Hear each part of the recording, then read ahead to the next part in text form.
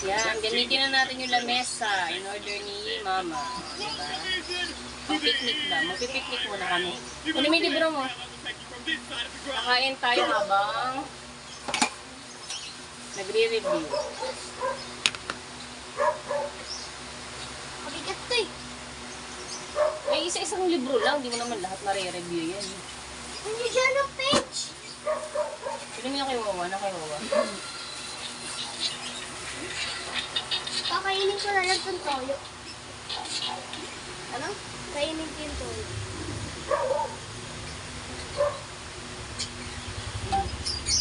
Oh, diba? Yun yung lamesa. Tapos, yung upuan. Yan naman yung upuan niya. Yung gagamit pag-uwi ng Batangas. Ito. Para di na tayo mukhang Mahangin. huling bidoon. Kasi yung ipi. Eh, kaso maririnig Mama, pa yung ipi. hangin dyan.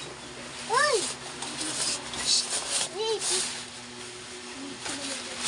Sa malaki kasi ang aking mga orders. O, diba?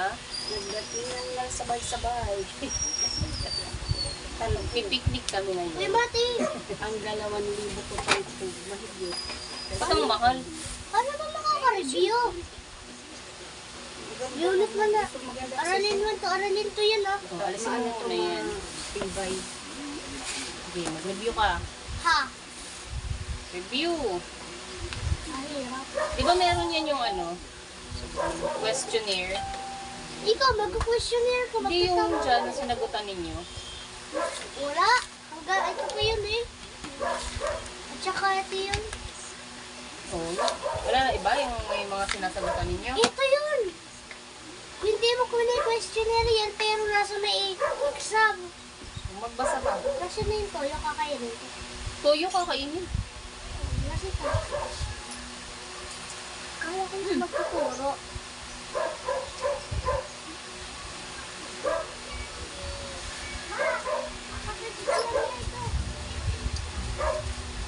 Chicharon pala.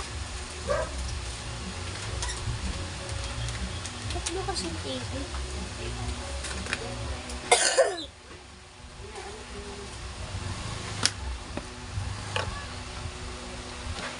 Ano yan, be? Ba't toyo?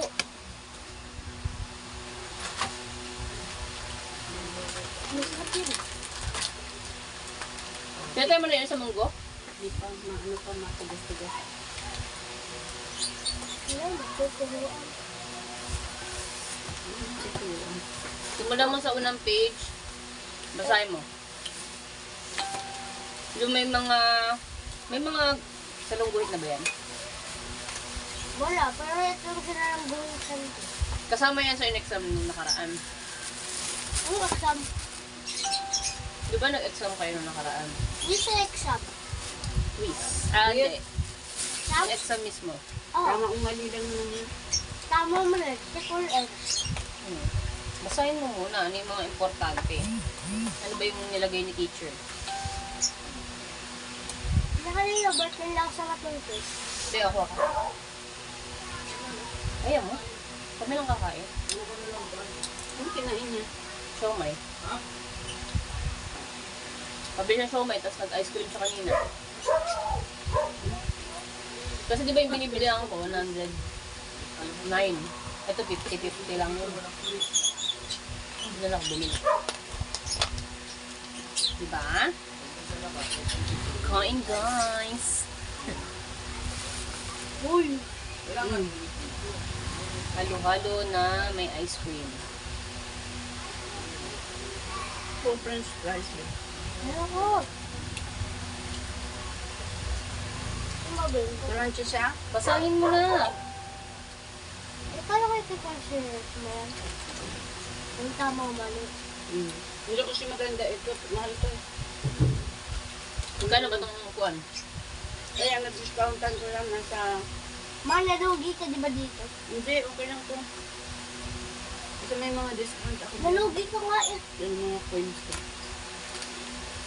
Saka yung voucher. Ito 700 to 500 na lang. Ito, Di ko kasi makapal lang yung ano. Maganda yung isa, yung pag binuksan mo, Malaki lang itong lamesa na siya, tapos may dalawang upuan sa gilid. ano yun. Ay, mahal yun. Ang ganda nun. Sarang talaga nagpipiknik. Sa TikTok shop yun. Shop yun. Kain na. Ay, kain na. Ano, basa na. Basahin mo na.